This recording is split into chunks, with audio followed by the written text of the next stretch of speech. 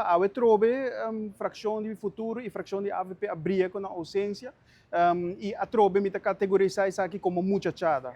Para sobre a dosa medra quem tá chama a reunião aqui den opinião of den vista de fração de PPA não te importa quem a chama a reunião aqui tá uma continuação da comissão de finanças.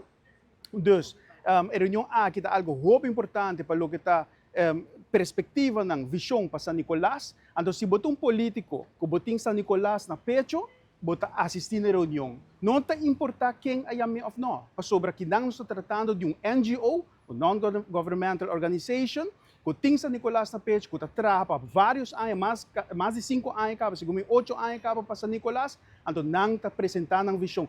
Não só, nang está apresentando a visão de town hall meetings, aí passar minha mesa participando de town hall meetings de nang. Então é muito importante para como representante do povo para botar aqui dentro, fazendo bom trabalho, para pensei botar hora para gape, bem que dentro, então escuta e plano com San Nicolas Business Association, tim para San Nicolas.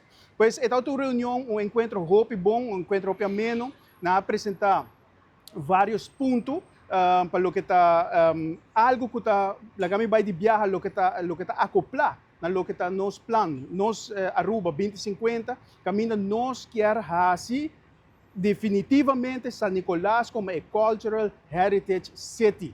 É cidade cultural e de gerência.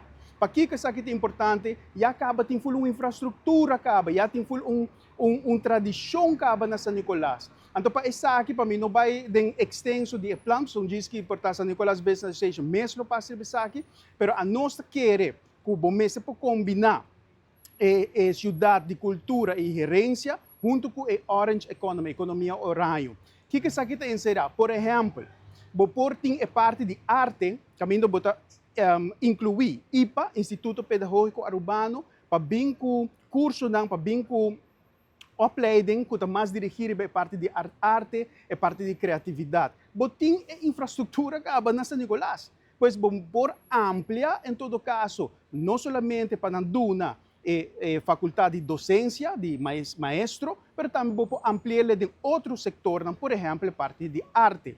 Também, para nós, para que isso aqui é muito importante, para sobre a hora vou fazer de uma forma duradoura, uma forma sustentável, caminho esse não que vai explotar a parte artística, botar caminho na San Nicolás, caminho por desenvolver a habilidade artística e depois também vou seguir com a economia aqui de artista.